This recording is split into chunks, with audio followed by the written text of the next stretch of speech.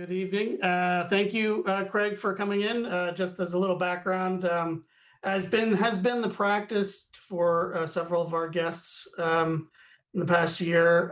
I was stalking Craig on TikTok for a while, watching a couple of his videos, and I thought it'd be fun to ask him about joining us here, um, as several of the people have in the past. I believe, Craig, you'll be our second screenwriter that has joined us. I believe you're familiar with, and I'm probably going to butcher his last name, Paul Guillot. Paul Gio, yes, I am. Gio. He was a guest here last year. He was actually our first guest. Awesome. Um, and I like always getting screenwriters here because I feel like it's the one most underserved aspect of film production, especially in the level that a lot of people are working on here, where it's just like indie film, like really kind of doing it yourself kind of filmmaking. Um, but why don't we just start off? Why don't you tell us a little bit about yourself, get a sense for how you got started? Sure. Hey, everybody. Good evening. I'm Craig. I'm located here in New York City in Midtown Manhattan. And I, too, am at heart an indie filmmaker. It's how I started. My wife and I started our production company 24 years ago. It'll be 24 years this May. Our production company is 1 year younger than our marriage. We'll be married 25 years in November. And we started out just kind of, my wife is an actor, and we met on a set as I was figuring out what I wanted to do in my life. And I was kind of bumming around New York, and I was PAing, and then we met on a set. We fell in love. We started making things together with me as writer producer, she as director.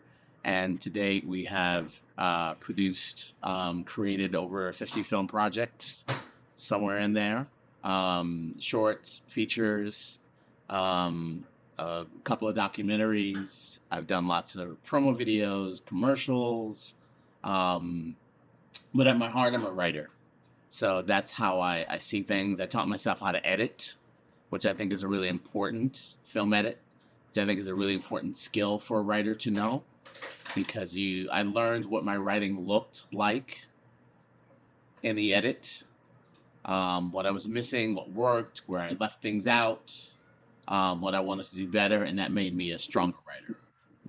Today I've written for TV. I have pitched to networks. I'm repped. I'll be in 2 weeks. I will be 60 years old. I got my first rep when I was 53. And since then, I've had a series of different reps and agents. I currently have a TV agent, and I'm shopping TV pilots. So that's kind of the truncated version of what brings me here today. Why writing? What was it about writing that made you want to do that? It's just a really good question. I think my heart, I was always a writer. But it was one of those things growing up, being a native New Yorker. My mom is sort of exposed us to the art. She took us to Broadway and to theater, things like that. But, I wanted to make a real living, whatever that was. So going to college for finance and doing all those things. And I think it was sort of finding myself in the indie scene, and like what attracted me was the storytellers. And the beginning of it, because I saw that that's where the control was, and as the ultimate control freak, I wanted to be at the beginning of the story, and then producing, as I learned to do, put me at the end of the story. So I like hands on all of it, but I don't like to direct. I learned that early on. So I'm a writer and a producer, and editing also just helped me, again, be in control. So it was more just being attracted to hearing. I could hear characters, I could hear stories, I could see things, and that's what really attracted me to writing. Was it always screenwriting, or was it just writing in general? Was like It writing for was, movies? Was that the end goal? yeah, I did, in the beginning I did other things. I tried playwriting, but that was boring to me. I don't know. It just seemed, you're writing he said, she said, he should, she said, and I saw pictures more than I saw dialogue. Even though I love dialogue, it is the thing that really I lean on when I'm writing. But plays just weren't the thing for me. It somehow movies spoke more to me. But that also may be, upbringing, being a latchkey kid. I've seen every episode of everything. Grew up on the Golden Girls. I will watch it. I'm watching it tonight after this is over. It comes on late here. I know exactly when the Golden Girls schedule is. So I think is that, just a kid who grew up on movies and stuff. That's kind of where I leaned more than theater. So you had gotten your first representation, you said, at 53. What was that experience like? I mean, as someone who has breached the 50 mark myself, Yeah. I mean, how does that? What was that experience like of doing it? Arguably, which would most be considered late in life as opposed Yeah, to no, it when you're is. younger. Yeah. It's late. It started, because I wrote for so many years, and one of the things that emerged was our first film, which is a short film, got into 25 film festivals. And then our second one, I spent like 60 or $80,000 on that, some ridiculous number. And this was 24 years ago. So that was a lot of money, still is. And then our next project after that, the second one we did, because I learned so much from the first, I spent $5,000 on it. And so I'm learning, and so I'm because I have a degree in finance, I think that way also. Is like, how can we make this more economically?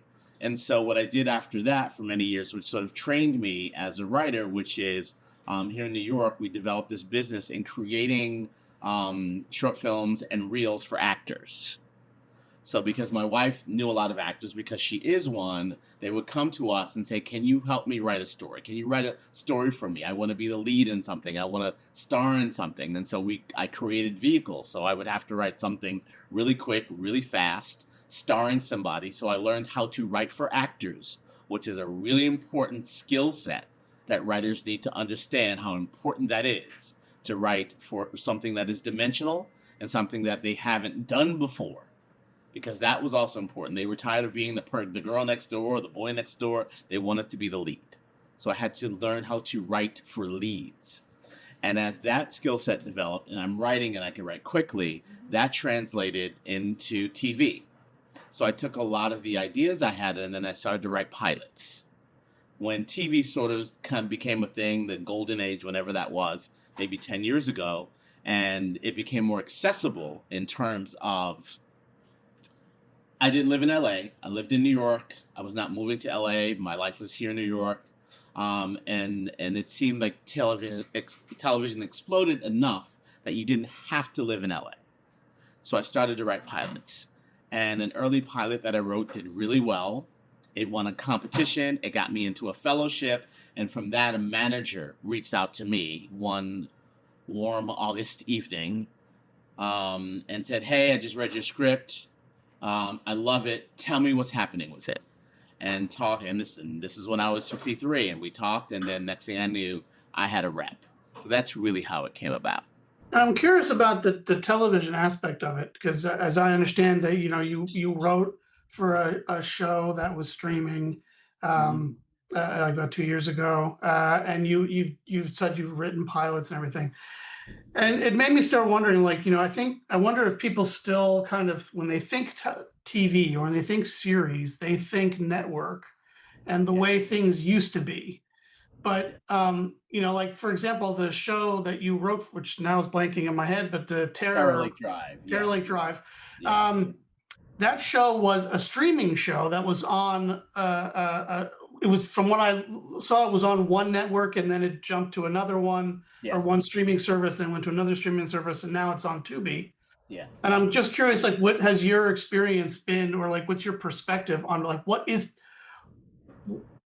a series now, and then yeah, and are the opportunities much broader now than they were before, because there are streaming services, even though maybe you've not heard of a streaming service, that are yes, looking for content like that.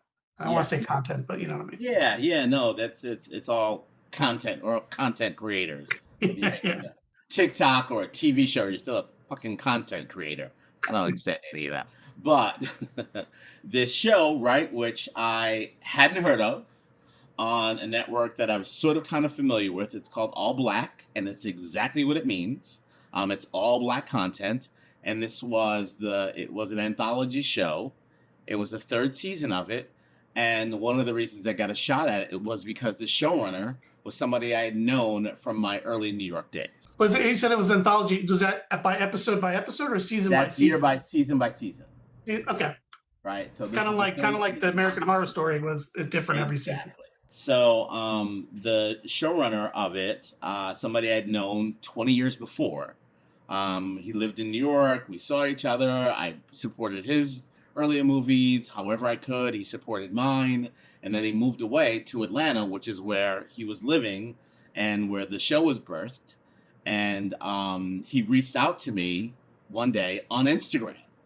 He's like, Craig, hey, I've been watching you. You know, you've been doing great things. It's possible I may be getting a third season of this show that I've been running. Can you send me a sample? It literally happened over Instagram. So I sent him a sample. We met the next day, a pilot that I'd written, and he says, "Hey, man, if I get on this show, if I get this third season, do you want to be a writer on my show?" And it was literally that. It's like, "Oh, you read my sample?" It's like, "Yeah, I read the first couple of pages. It's fine." He's like, he didn't really care, right? He saw enough, but and that's sort of the thing about getting on a show is there's the writing of it, but there's also the experience of working with somebody day after day after day, and they want to feel like they know who you are and they want to spend time with you. So even though we hadn't seen each other like physically in 10 years, we'd been following each other. He got married. He saw my son grow up. And we'd had a great, sort of connection before he left. And he just sort of felt in your gut, which is a lot of what showrunners are looking for, is like, yeah, that person can write. That's how you get a meeting. They know that you can write. And then their next question is, how will this person fit in a room?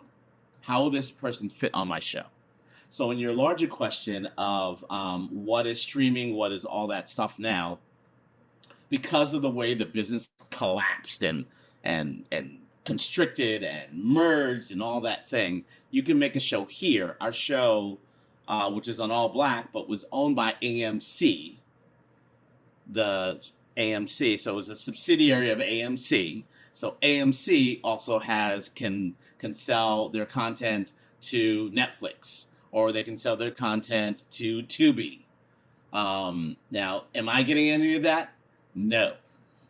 Because of the way that TV works right now. It's just really ridiculous. I had a really good friend who was on an ABC show, Queens or something like that, which is a network show. All right. And so she wrote an episode. So you get an episode fee of like $30,000 when you write an episode. And then you get a residual, right, when it plays again, of like half. So her residual check was $15,000. The same show played on Hulu. Her residual check was $9. Okay. It's still ABC. So there's lots of shell games going on in terms of residuals, and that's what the strike was about. But it's still, that sort of first run can be really lucrative. Now what we're fighting for is what happens after that. And when you're dealing with streaming, like the pay structure is usually just you're getting everything up front for whatever you're doing, right? You are, and because but also, just for clarity's sake, WGA, right? It's still there's some shows that are non-union, but there are still shows, even if it's on Netflix or on Paramount or on Hulu, it's still a WGA contract. So still there are amounts that you're going to get based on the guild's negotiated contract. So you're going to get that, period. Whether it's network or whether it's Hulu, you're still going to get sort of that first run, the sort of consistent salary. The problem is, if it's a Netflix show and it's 8 weeks, that means you're working 1/3 the time or 1/4 the time that you used to on a network show. So on a network show, we're used to work 40 weeks. On a streaming show, you might only work 15 weeks. That's a huge difference. So now you're working only 15 weeks, and over the whole year, most people can't afford that. So that means they're always hustling for the next 15-week job or the next 20-week job. So that's what streaming did, is it really sort of messed up what used to be a really sort of clean, clear, we remember, some of us from our youth, the news shows came out in September, they ended in May or June. You spent the summer watching reruns, you waited for September to come around again for the new shows. All of that has gone out the door. And that's kind of the challenge right now for writers coming into this business. And you talk about the one part you were talking about was samples, and I was curious of, do you, over the years, I'm sure you've written a lot of, like you said, a lot of pilots, Yes. a lot of other stuff. When you're talking about a sample, do you have like these are like the two or three things that I've written over the years that that are the best examples of what I can do, and that hasn't changed much? Or is an aspect of like, are you keeping your samples being the most recent whatever's you've actually written? Yeah, good question. So I hate the word sample because it's really demeaning to writers. Like, here's a sample, like, I'm at a yard sale or something. But you have to, that's the language of writing. Like, I need to read your sample. So I have two things, right? So if a showrunner wants to meet with me, depends on the show. I have a 1 hour sample, 1 hour drama, and I also have a half-hour comedy. Now, who am I? I am the half-hour comedy guy, but my 1 hours have humor in them. This is a big lesson for me to learn, which is that I had to really get specific about what kind of writer I was. Because I spent many years writing anything I wanted to write, it was good for me. It's sort of like I'll write anything at any time, even though that's not true. So I don't believe that you can write anything, but I was writing things that were in my wheelhouse, but I could write them in any particular genre, things that I was attracted to. So I can write a drama, I could write a thriller, I could write a comedy, and it would all be comedic. So as I got reps and learned to deal with my reps more and more, I had to be able to say to them, all right, just pitch me as the comedy guy, because that's what they have to do. Now, when I get in a showrunner meeting, depending on the show, is what sample that I give them. Very rarely do I give them a new sample.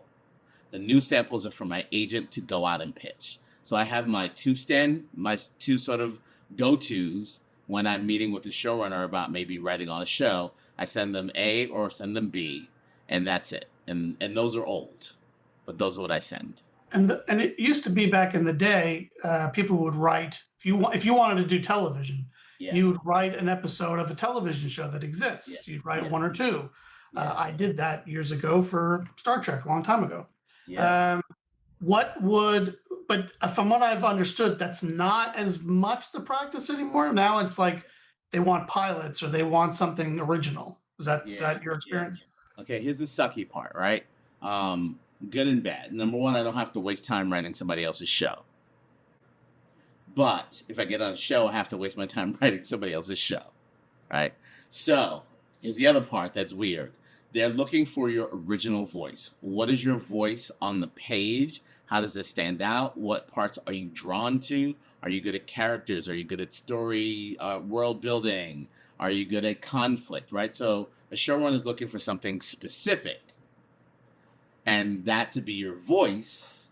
And then once you get into the room, nobody cares about your voice anymore. You have to learn the showrunner's voice. So it's very annoying, but that's kind of their process. And they don't want to read a spec of Cheers. They don't want to read your version of The Simpsons or whatever's on right now. They want to know what your voice is because they're looking to see what it is you do well that's going to complete the puzzle of what their room looks like. And that kind of ties a little bit into one of the questions we got from Dawn. If you're trying to get into this industry now, I mean, what is the focus what should you be focusing on in terms of what you can do? It's like, as you said, I mean, part of that's also like you're in New York and productions are everywhere now. They're not even they're not based in LA as much anymore. Especially TV, they're all over the place. So what if someone's looking to get in there? What is the path at this stage? Yeah. The path is always, what are you passionate about? I don't chase trends. I'm not writing a vertical. Fuck that. It's just a whole lot of noise. Pardon my French. But it's just not drawing me to it because of the way that they're written. They're written in these 1.5 minute high drama. And no disrespect to anybody here who wants to write a vertical. It's just not where I'm going to spend my time.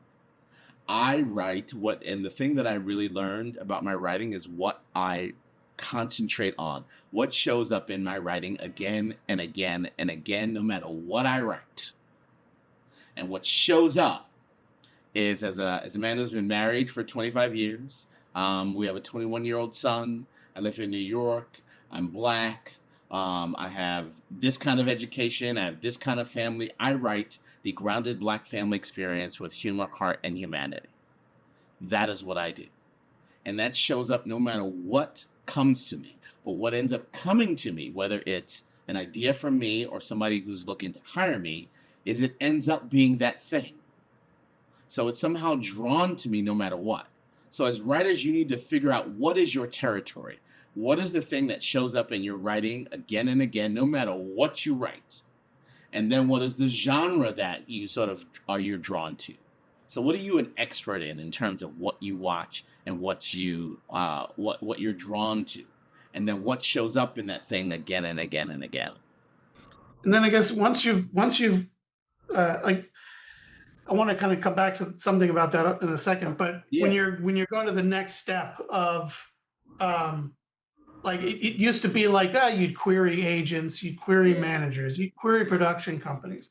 But nowadays, like it's clearly that system is fractured or different than it was Yeah. however many years ago. Plus, I mean, like for example, you have a good TikTok system that you're doing social media, which seems to be the kind of requirement for anybody that's trying to be in the entertainment business of some sort. Like you have to have some kind of social media presence. So in terms of like when you have to, you've written the thing, then how are you getting it out into the world? What are you doing? Are festivals worth the effort? Are there other paths like, and is it just still emailing, cold calling, cold emailing queries and things like that? One of the things that has existed and still exists, right? We had a pandemic which shut things down. But one of the things that really still exists is this face to face, one on one. Even in Zoom, you can create relationships. I got my first TV writing job because of a relationship that I had with somebody in person. So it is in rooms like this that were in person for years that I went to test my writing, creating relationships, and all of those people moved here, here, here. One became a showrunner. One became an executive at Disney. One is directing for episodic. One is a producer here. One is there. So that really is, at the end of all of it, the way that you're going to grow your career is through relationships, relationships, relationships, relationships, and nurturing those relationships. As far as querying and stuff, didn't work for me. Even when I had sort of big wins, um, I could query somebody and, maybe 10, whatever I was looking for at the time, whether it was an agent or manager, trying to get to a producer, and maybe one would get back to me and then that would fizzle out. Um, Screenwriting competitions have become, they've always been a business, but now they're even more so a business. So if you want to go the screenwriting competition phase, I would used to say there are five, but now there's probably two or three. Two or three, depending on what your goal is. So it's always going to come back to, what is your goal for yourself? Where do you want to be? Do you want to be a TV writer who writes in 1 hour dramas? Do you want to be a feature film writer who writes horror? Do you want to be whatever your goal is? So you really have to decide, where do I see myself? What is the path for me? And once you know the path for yourself, you only chase that path. it does actually help you narrow down things. So that means you're only going to look for the reps who represent writers like you. You're only going to contact the producers who produce the kinds of things that you want to make. So it's about really being strategic rather than feeling like I gotta throw shit up against the wall and meet everybody and chase everybody or just chase things. Be specific. You gotta name it and then follow that track. And then how does that balance come in terms of what you're doing? Because you're not just writing, you're producing Yeah. stuff yourself. You're producing with your wife, which is a whole other conversation, I would imagine. Whole other But one, yes. it's to that extent, it's my question of like, how do you find like the things you're going to make yourself as opposed to the things you're going to make and try to put out and have Yeah. somebody else to take it. Yeah. I have 8 things happening for me right now. I just finished a pilot. I pitched a pilot to a production company 2 days ago, an older one. They suggested that I turn that pilot into a feature film. So today I thought about, do I want to spend my time taking this pilot and making it a feature film? So I just sort of iterated on that today. I probably won't chase it, but that's my feeling right now. By Friday, that may change.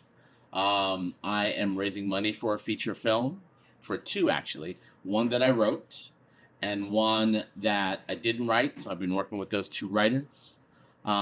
So I have a lot of things going on at once, and I've just learned to sort of compartmentalize. Today I'm working on this, or this week I'm working on that. And so I think writers, and this is the sort of hard part of it, is like we want to sort of live in our craft, but we have to shift over to the business of being writers. We have to think about the things that we're writing and where does it fit in the business, and who can I make relationships with that are going to help me keep moving it forward. And that is the actor that can star in it. That is the producer. That is the director that I can attach to. So I'm constantly building projects as I make them. So I don't have a whole lot of room for other people's stuff. It takes a lot to sort of break through to my own personal list.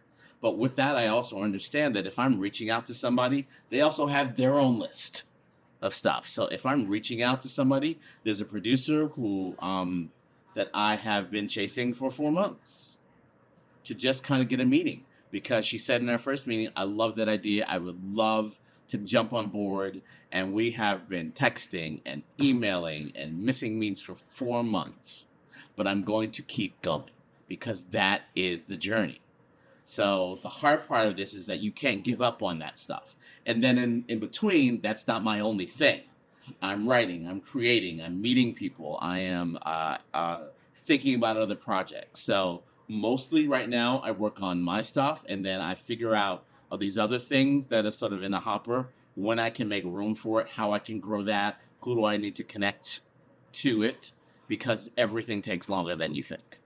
And then how does that just picking off of Robert had a question about Mhm. what is the work relationship with your wife? How do you guys balance that aspect of it? Where I mean, what are you splitting duties there, or like she's handling X, Y, and Z, you're handling A, B, and C, and then you kind of coordinate with each other? How does that process work?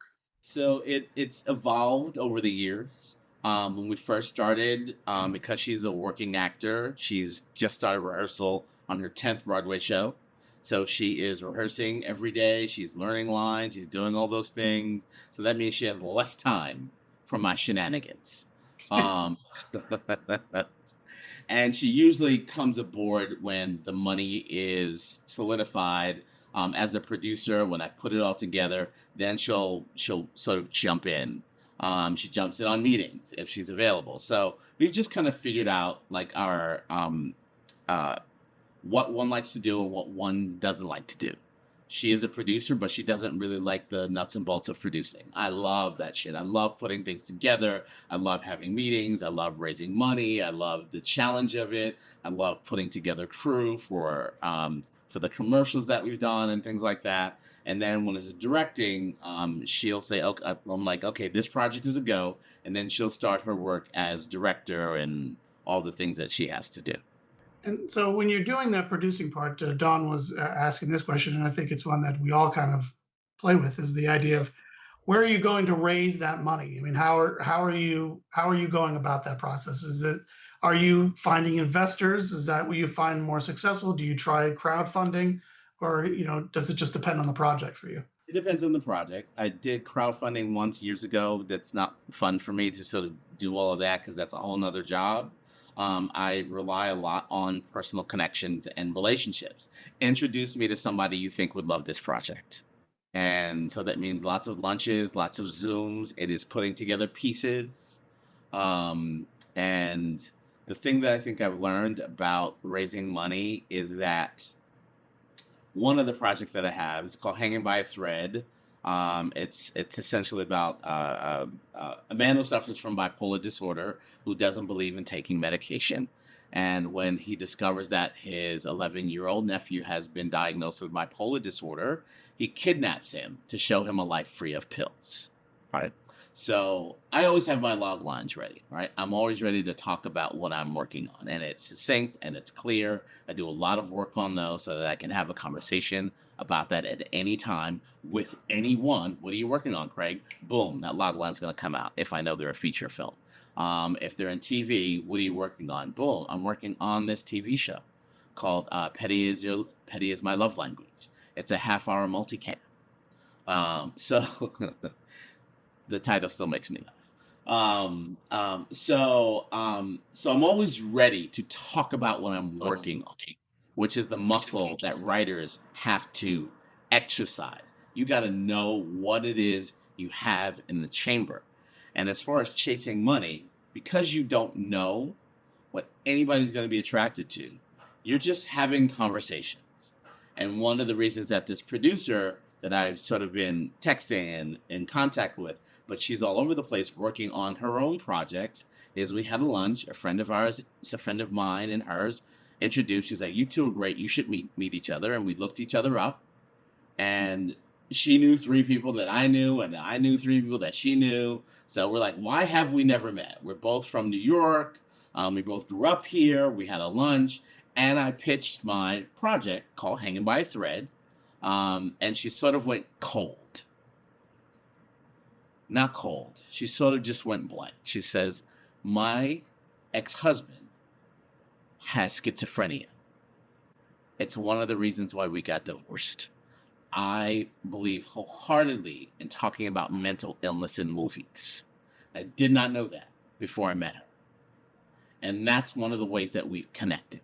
So you're looking to connect to people on the stories that you want to tell. I don't ask anybody what they want to do. I don't care. Here's what I want to do. Here's what I'm passionate about right now.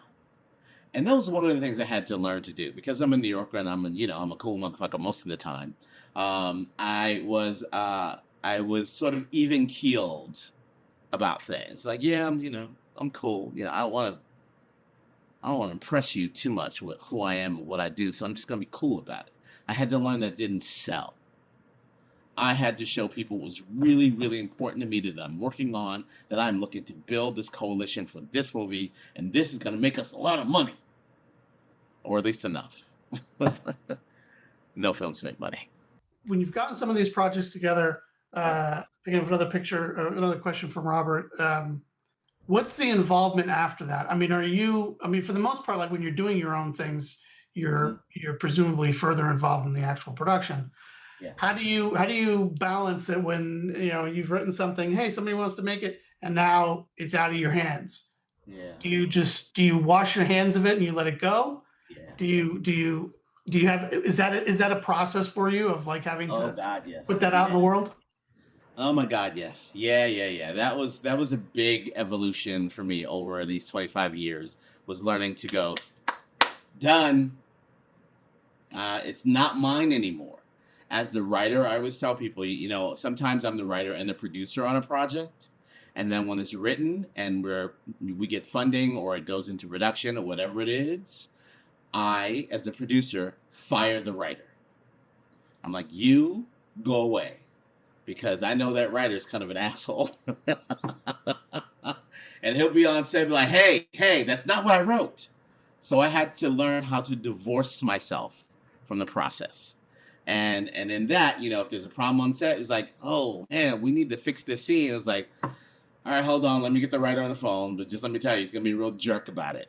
Uh, so I've learned, even if I'm on set, even if I'm involved as much as I can be, if I've written something and I'm seeing they're shooting something and I did not write that, I bite my tongue, step away. It no longer belongs to me, it belongs to the production. And I think writers have to learn, have to build that muscle of, and listen, it's a privilege, right? Somebody bought it or is making it. So why am I going to sit there and be nitpicky? Because now it no longer belongs to me. It belongs to 20, 30, 50 other people. It belonged to me for 2 or 3 or 5 years, however long I've been working on it. And it was in my head, and that's where it was. And now it's out into the world, and it's going to become this thing. And I had to learn to just divorce myself from that. It's still painful. It's not easy, but I still have to do it. And it was, I think we had mentioned this to each other at some point, that you also were part of a screenwriting meetup group in New York City long Yes. time ago, Yes. which was probably the same one I was a part of. It's very Yeah. possible that we crossed paths at some point. Yeah. But the one thing that I've always found very beneficial about being a part of that group Yeah. was there was a lot of brutality in that group. I was even told by someone at one of the meetings that they were scared when I spoke because apparently I was mean, although I don't think I ever was mean. Yeah. But you learn to have to deal with notes and opinions and people kind of giving you insights into your script, and you have to balance what were the notes you'd listen to, which ones you kind of discard, and having to take feedback and learn what that meant and the value of it.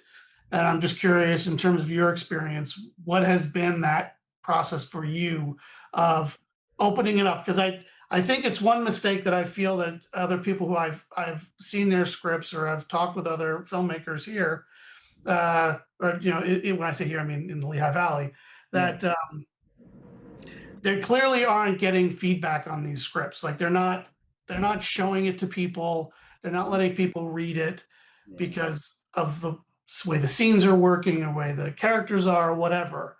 It shows signs that they're kind of they've written this for themselves, but they've gotten no perspective outside of their own writing. So I'm curious in terms of how do you approach that, and do you have people that you show your scripts to, and how do you take notes? How did you learn to process that kind of that third party involvement? Yeah. Yeah. Again, it was putting myself into those rooms with a whole bunch of fucking crazy nuts, right? Who took things personally, who didn't know how to give a note, who didn't know how to read a script, who didn't know how to help you without talking about what they wanted to do, how they wanted to rewrite your story. And giving notes is just for me, just as hard a skill to learn as writing. It really is, how do you see a story and be able to help someone else and not feel like you are putting yourself in their story or taking it personally as if you didn't like it, or something they wrote you didn't care about, or something that, the word triggered, all those things. So it was a process. And I think one of the things that really made a difference with me is being in rooms with people who were in control of the room, which is sometimes not always possible because that person who's running that entity doesn't know how to be in charge and say these are the rules. Um, so I'm glad that you have this group here. I hope you're setting the rules, saying this is how we're going to talk to each other about each other's stories. I don't want you to sugarcoat it, but there's no point of being a dick about it. And so, and I learned that because I had some really kind, smart people who knew how to talk to writers. there's the episode, I'm sure some of you listen to Script Notes, right? So Script Notes, Craig Mazin talked about the fact that getting notes feels like somebody's trying to kill you because it hits the part of your brain of fight or flight. So that's why a note feels really personal. And what I had to learn about myself just from that is like, oh, so no matter what kind of note I get from anybody, I'm going to feel that feeling because that's my body reacting to somebody talking about my personal work. So knowing that I'm going to get that, I prepare myself for that because it's going to happen, no matter how nicely they say it. So as I tell mentees or students that I'm working with, I was like, your first reaction is fuck you. Then it's fuck me, because I'm not done and I thought I was done. And then I have to get back to fucking work. That's going to be the process. So what you have to learn as writers, as creatives, that's going to be your process. That's what's going to hit your brain. So know that, and then be prepared for that transition, and then understand that for the most part, people aren't out to hurt you when they give you a note. They may not know how to do it right, but they really aren't trying to hurt you. They really do think they're being helpful. And in a lot of ways they are. So I had to learn to listen to the crazies and understand that I wasn't in control of their crazy, but there might be something in what they said that's going to be valuable to me. So I learned to just write things down, write it down. Don't judge it. Don't respond to it. Don't defend my work. Don't do any of that stuff. And then let it wash on me. So what hit me in the moment is like, oh, that's a good note. And then I wrote that. And somebody said that I thought was completely stupid. I wrote it down. Fuck you. Fuck me. And eventually I'm going to go back to work. So do you presently have do you have like a circle of people or, Yes, or a absolutely. person or two that you? Yes, I have a couple of writing group spaces that I do, but I also have my close friends. In the middle of the day, I'm like, you have to read this right now. I expect to hear from you in an hour. And I did that like Nope, twice this week. Yeah, but I do that for them, right? And that's the relationships that you grow. People that you trust who are going to tell you the truth, not be a jerk about notes, but really just kind of tell you. Now, Paul Guillot, I sent him my pilot, right? So Paul Guillot is from the school of, I don't need you to sugarcoat anything. I don't need you to tell me what I'm doing right. Just tell me where I'm messed up. Just tell me all the things that I need to fix. I actually don't come from that school. I love flowers. I am an artist and I'm very sensitive about my shit. So tell me what I'm doing right. Tell me what spoke to you. Because as writers, we're waiting for the other shoe to drop. We're waiting for the bad notes. But what can happen is we gloss over all the stuff that's working. And then if we're just trying to correct the things that are wrong, we might mess up something that's working right. So if I'm giving feedback to somebody, I'm like, okay, I'm going to tell you some things, and I want you to open your ears, and I want you to write them down, and I'm going to tell you some things that I really loved about your writing or what you wrote here. You ready for that? Write it down. Don't just sit there and wait for me to stomp you in the head with how much I hated everything. Because I also don't talk that way to writers. Because for me, that's not from a growth spurt. You're not going to grow out of somebody who's just there to tell you how horrible it was, what a terrible time they had reading it. This is, you should cut this. You should never write again. You should just go become a welder or a dentist. Do you ever deal with like adaptation? Like, are you only writing scripts? Or are you writing short stories? Or is a novel interest you? No. Have you ever had to? Because I guess that goes towards one of the questions we got. So I'm just trying to like, have you ever dealt with adaptations, like And I having have. to deal with adapting Yes. things? So Mhm. I've adopted real life stories into real people stories. Um, you get a lot of vanity projects. Um, I think my story should be told. I was way up in the head, but I'm so. Of course you should. You're a brilliant person. Somebody should tell your life story, right? And so the challenge is, right, how do you take somebody's personal life story and make it interesting to anybody beside them and their mother and their third wife, right? So what's important about, and I've had a few of these, right, turning personal stories into things that actually mean something. So I'm always looking for, what is the theme? What is the thing that you want to say? Not about you, but what is it you want to say to the world? What is the message you want to deliver? I heard, gosh, I can't remember. I think it was somebody who, the guy who wrote the uh, "Blown in the Wind" song guy. Who is it? Uh, Bob Dylan. Yes, right, great. Um, that writer, but he was asking this of Johnny Cash. So he did the Johnny Cash story. Walk with me, walk the Walk the line. line. Yeah. Walk the line, right? So he asked him 5 questions. Um, what was the what is the worst moment of your life? What is a moment that you could take back? If you could do that. And there were like a couple other questions, but they weren't about tell me how about your life's journey. It was about the making the subject think about their life in terms of flaws, because everybody wants to talk about how great they are and all the wonderful things that they did in the world, but they actually don't. They just think they do. The point of a story is, how did this person overcome these obstacles to become who they are? And so when you ask them those things, they start thinking differently about their story. It's like, listen, you're a winner. That's why you wrote the book.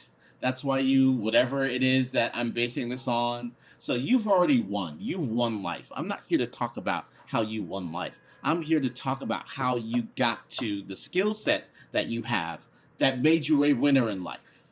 Don't you think that's more important than this sort of self aggrandizement that you want to have? And some people are like, no, no, I really want a puff piece. I really want to celebrate, how great I am. Then that's not the story for me. And those things never get made.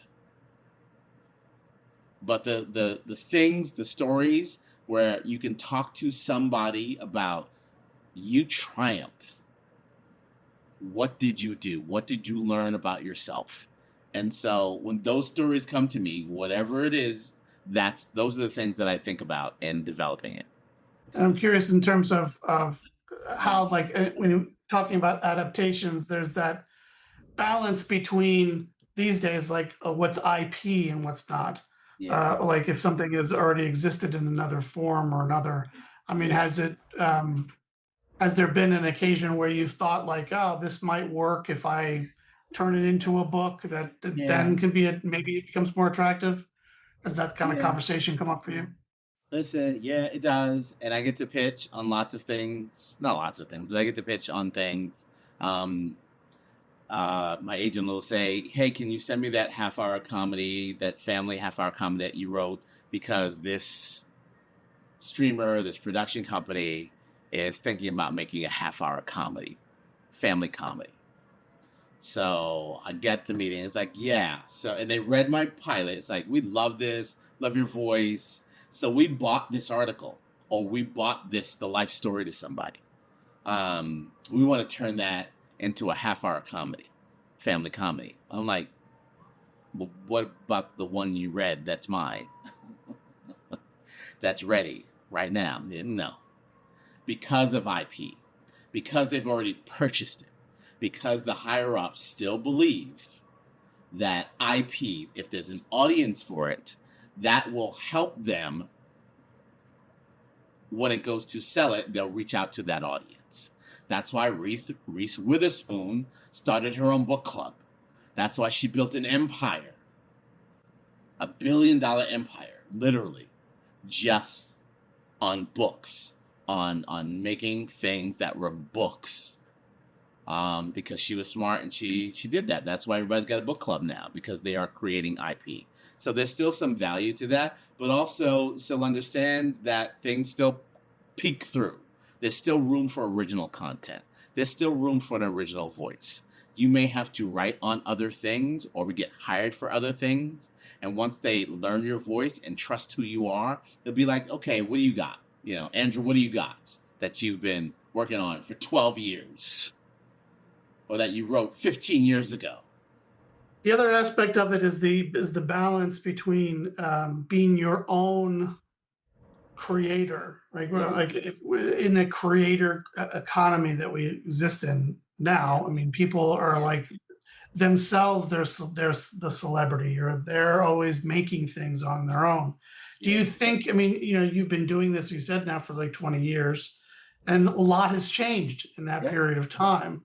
Um, do you find that there's a benefit to being able to do things on your own, to yeah, make your own show if you wanted to make a show? I mean, you could put it online somehow. If you wanted to make your own movie, you can make your own thing.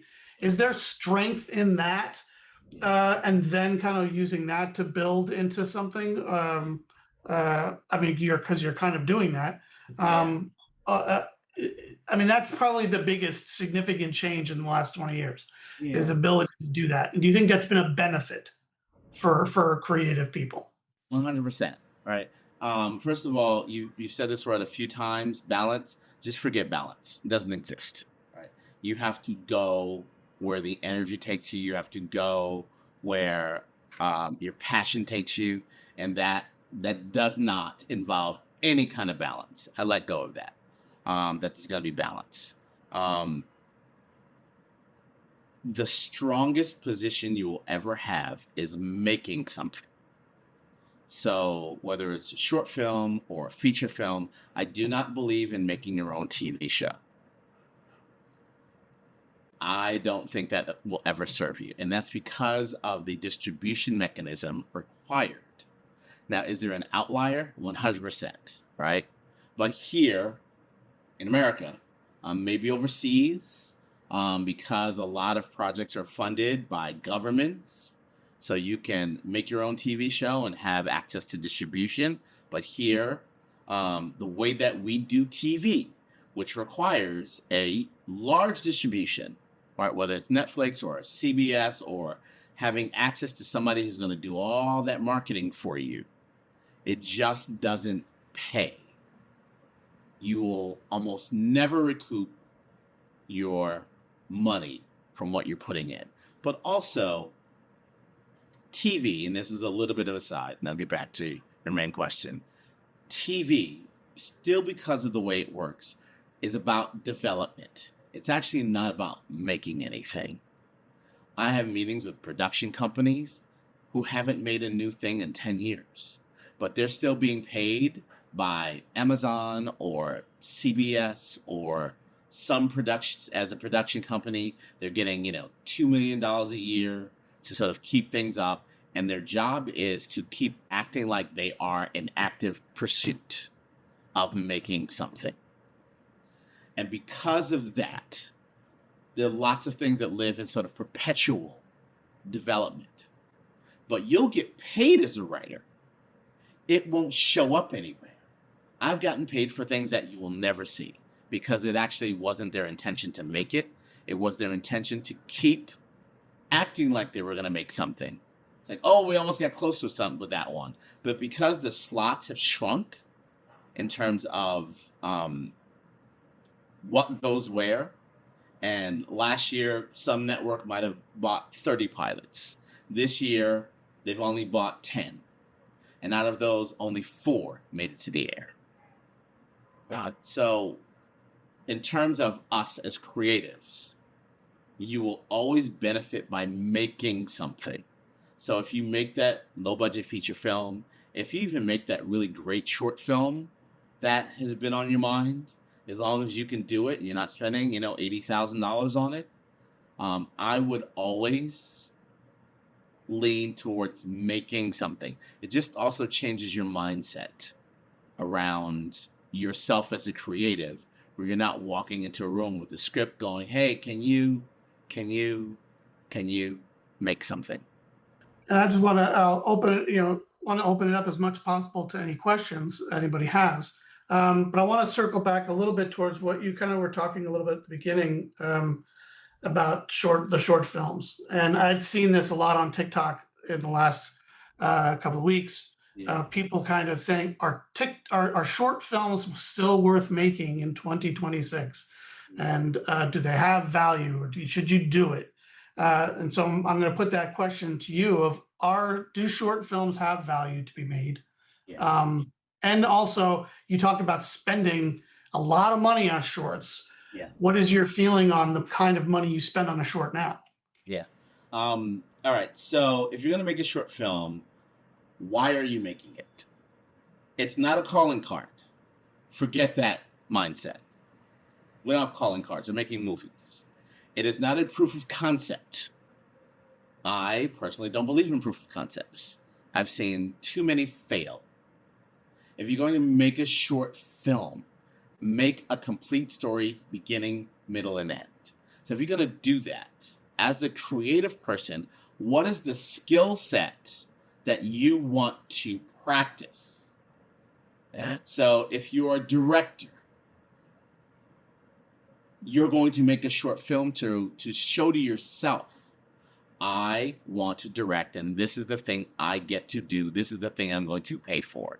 If you're a writer, if you're an actor, that is the thing you're working on.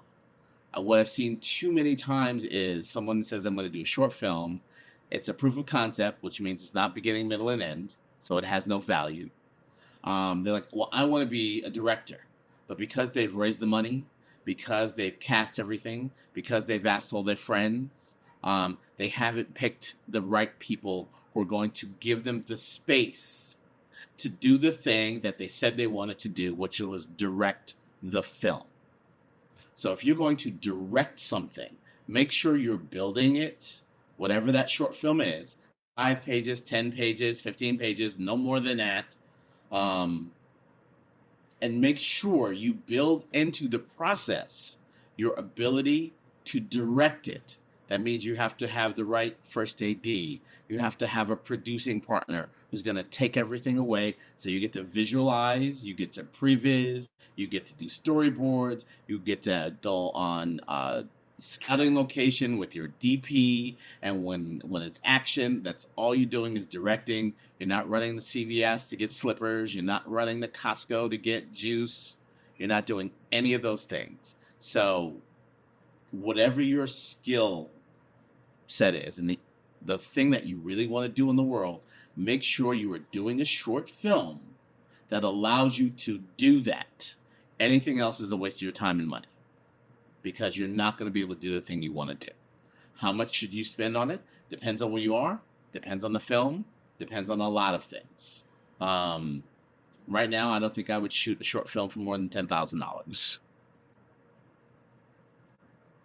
But the trick is, the problem is, right, you're going to be up against, there's a film that came out, two people exchanging saliva or something like that. It's like a 36-minute film shot in France, shot in a department store because it was financed by the French government. So who knows? This is probably like a $150,000 budgeted film. And it's 36 minutes long. And it's up for an Academy Award, this 36-minute short film. And then it was this other short film called My Year of Dicks, right? Which was a short film written by a young woman, and it was animation, and she didn't spend a whole lot of money, and I think it might have won the Academy Award, or it was definitely a nominee. So what is it you want to do? I always implore anybody I'm talking to, tell me what you want to do, and it isn't about chasing. It's about you deciding who you want to be in this business. Yeah, I think I know Dawn would remember this, but she had been part of like a film, one of those film contest kind of things where a challenge. So you had to like make a short, and you had to put these different things in it. And Yeah. there was this, they did it in this one that was in Florida, and that's where it took place. And there was one film there that was, I believe, produced in Norway Yes. that was done as a Western.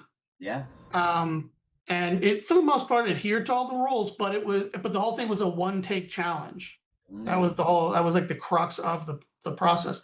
And it was shot on an old Western set, yeah. and it was clearly, like, very obviously professionally done. Yeah. And the movement through the scene was amazing. It went out from the street, Yeah. through the street, into into like the bar in the place, and it was a shootout and all sorts of things going on there. And of course, it swept any awards that was going up against, even though it was like that. You had that, and then every other submission were like films people shot on the weekend with their friends doing Yes. this other stuff. And it was a disappointing process for a lot of people, because it's like, well, how the hell are you going to compete with something like that? Yeah. In terms of making, and you're, you're in different spots, right? Um, Wherever you are, right? Is there a film commission in your state? Film commissioner, film commission. Reach out to them. I know film commissions in certain states that have financed films because there are towns, there are places where things are not filmed, and they will welcome you filming in that place. Everything can't be shot in New York or LA or Atlanta or Chicago. A friend of mine shot his in his hometown in Ohio, whatever town that was. But the film commissioner of Ohio was like, "How can I help you?" And they gave them $30,000 to shoot the film because he shot it in his own backyard. So there are lots of ways that you can be imaginative about getting money, and don't let money be the thing that decides whether or not you can shoot it. Yes, it's a big, it's the elephant in the room, but creativity for me always trumps money. Where can you shoot it? What are you shooting it? Who can you get to help? Right. So and there's locations, right? Wherever you are, right? What was the dry cleaner that you go to all the time? What is the restaurant that you go to? What is the dentist that you go to? Dentists have disposable income, right? So how can you find these people where you live and make something where you are, and then send it out into the world? That is the biggest resource that people sort of overlook because they think I got to go to this coast or that city or that city in order to make something. And right where you are right now is the best resource that you have. If you're investing something, if you're investing money into a production, are you Yeah. looking at it like, well, a short is a short, but a feature is a different beast? Like, if you're Yeah. going to raise some money, it's Yeah. the feature you're going to make, right? You're gonna It's pick the the feature feature. over a short. Yes, Yeah. you're only going to make money, if at all, on a feature. Anybody who's going to contribute to their short is doing it because they love you. They're Mhm. not going to make back a nickel. So, but there are ways that's you pitching. It's like, listen, I am passionate about this story because, right? So you always start from your why. Why are you telling the story? Not what it is. What is your why? This is a story about our hometown. This is a story about Miss Whoever, who was the 10th grade teacher. And I want all whatever that is, right? So, or you being a teacher, whatever it is, you start from your why. And that's how you reach out to people to get $1,000, 500. And then if they can't give money, who do you know that maybe I can get to? Or is there a location that I can use? I need a funeral parlor. I need a church. I need this, right? And you really have to start to talk to your community about the things that are going to help you build the project that don't include money. Start there. And then as you start to sort of gather these resources, and you're like, okay, so I have this dry cleaner, but they need insurance. They need us to have insurance. And insurance is $1,000. Who's going to give me $500 so I can pay for insurance? Who's going to give me $400 so I can feed my crew for a day? And if you start to break things down in terms of not looking for $30,000, but looking for $500 here, $750 here, $200 there, make it really tangible for people so that they can Venmo you, so that they can Cash App you, so that they can write you a check. When I started our first our first film, there was no Venmo, there was no PayPal, there was no social media. when I started. So we raised money, my wife and I, by using our wedding guest list. These are people who had already given us money. And so I wrote a fundraising letter, mailed it, stamps and all, sent it, had to wait for people to get it, read it, decide if they wanted to help, write a check, and then mail it back to us. And then we had to get it. So now, we're talking a couple of weeks, 3 weeks, a month. We raised $40,000 that way because I appealed to their why. Roz and I are making our first movie. We would love your support. I might have mentioned a gift that they gave us in the wedding. We're so enjoying your gravy boat. Fuck. I don't know. Whatever I said, right? So, but I'm appealing, right? It's a personal connection that I'm making because people help personal connections. And even if they don't know you, they're looking for the personal connection. That is how you raise money. And I want to just, as we're winding this down, I want to kind of touch back on something a little more basic, and that's a question of, as a writer, like Yeah. when you're coming up with ideas and things are popping into your head, Yeah. how are you organizing these ideas? But also, how do you decide this is the thing? This is, in my mind, clearly something is telling me I gotta go this way, and that's the story I wanna follow. Sometimes it's an idea, I was on this kick for a while. Well, listen, because everything I talk about as I learned about myself is about family. Usually the stories that come to me are about family. Um, or if it's an idea that comes to me, I had this idea. Uh, so listen, I'm just gonna reveal, like my brother. I just discovered the name for him. He's 2 years younger than I am, but he's a sovereign citizen.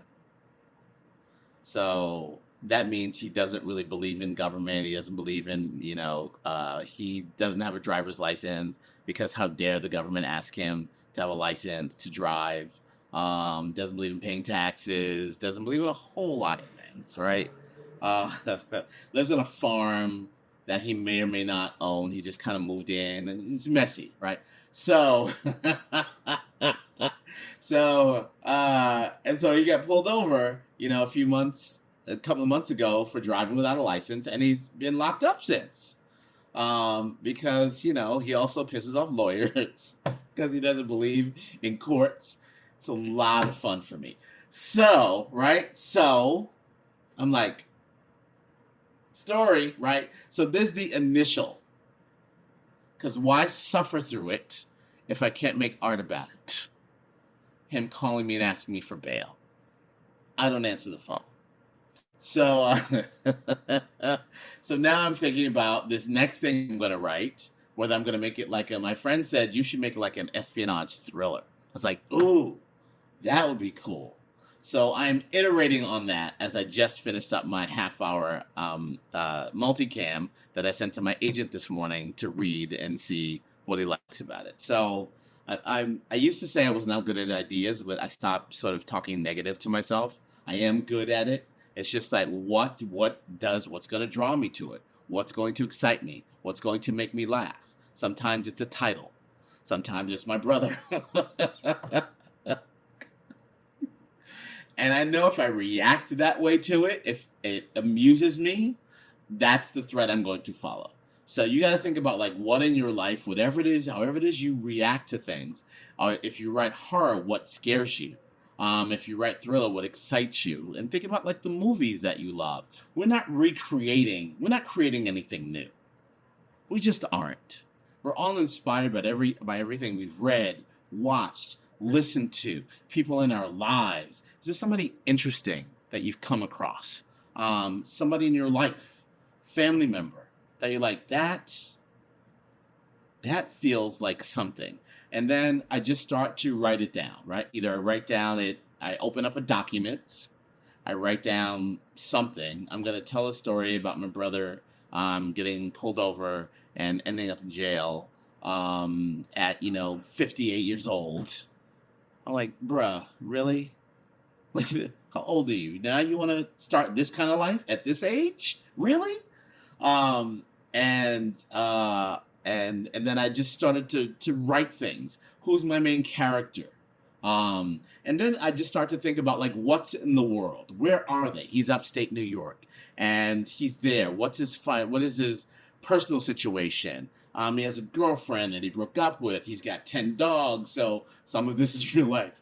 And I'm just writing these things, right? And I'm not judging them. I'm just writing them as I start to fill out the world. Who is his most important relationship? Who does he have a relationship with? Where is he living? What's he like? What does he love? What's he listen to? And I just start to write things. What is his problem?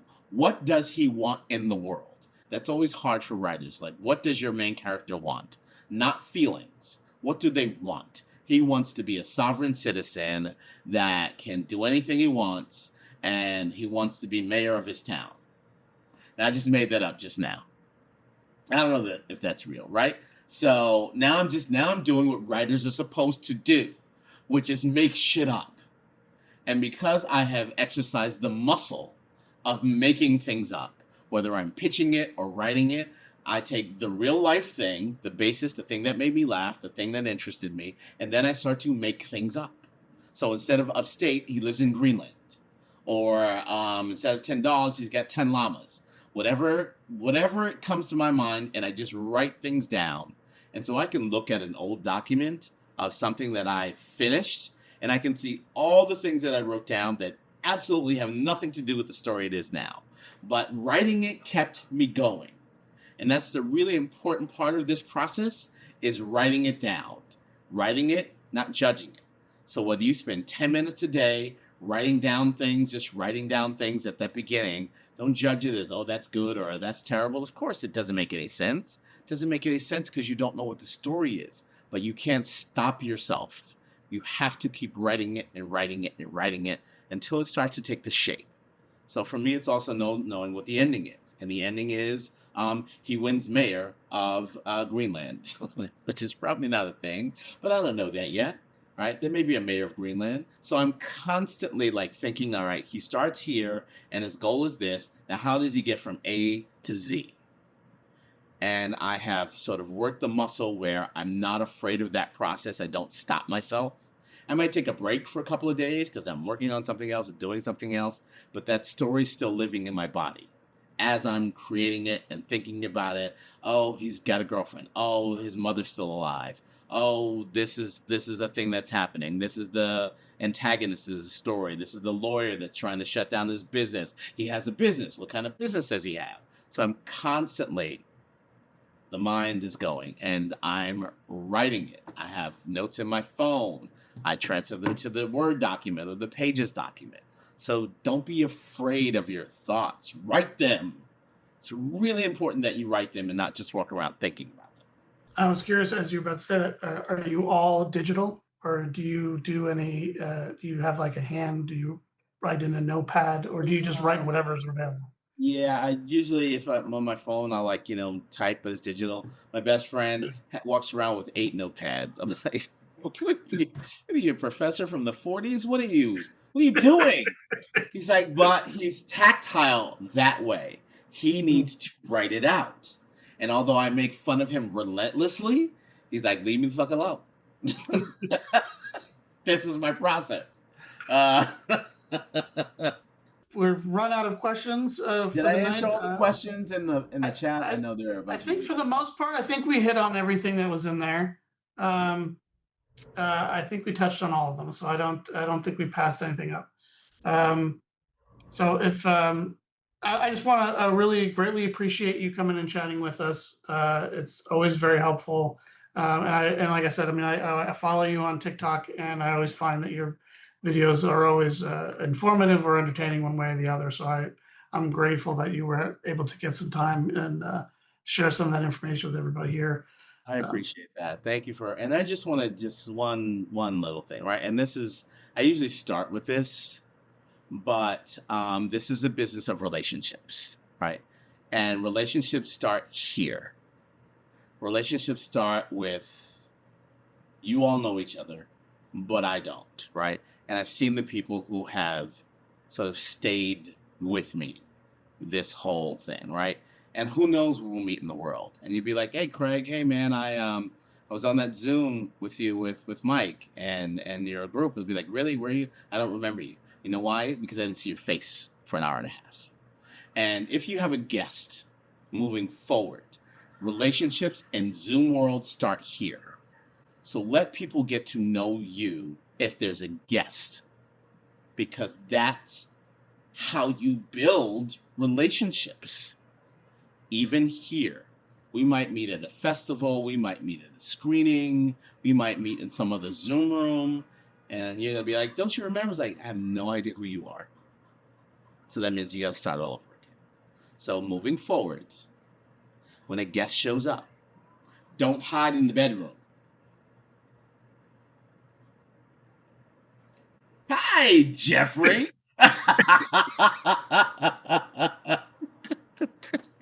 Thank you for joining us. I appreciate that.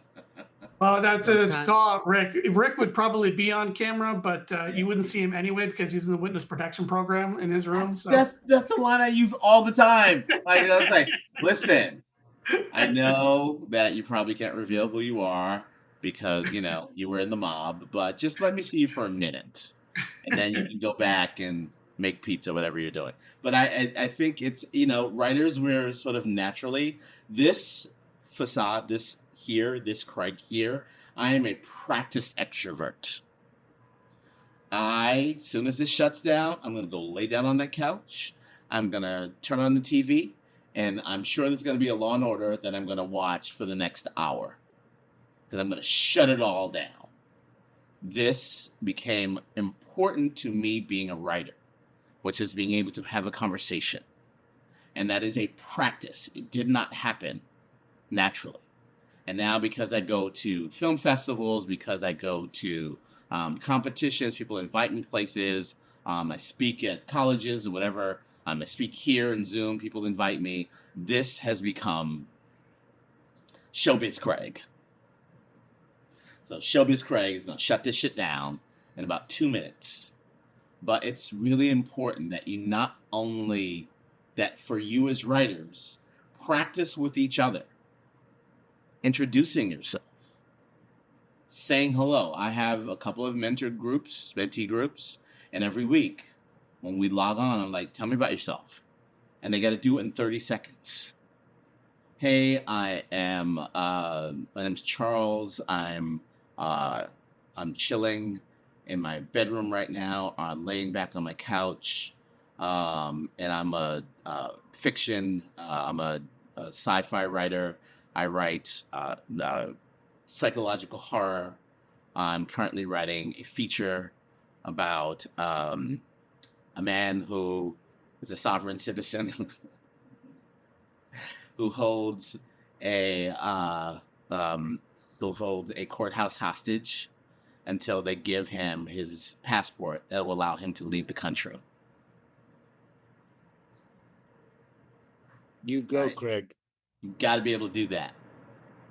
And I didn't know that before I started speaking, but I make shit up because that's our job. And never be afraid to make shit up. Never. I've gotten some great second calls and actually jobs from stuff I made up at the end of a meeting. I really appreciate it. Do you? I put your website in the chat. Do you have any specific where should people be? Do you have a specific one that's like you send people to, or? Yeah, that one's fine. So I send out a newsletter every Monday called Top Tip Monday. And it's just stuff I'm thinking about, things that have come up as I've worked with writers. This last week I talked about short films.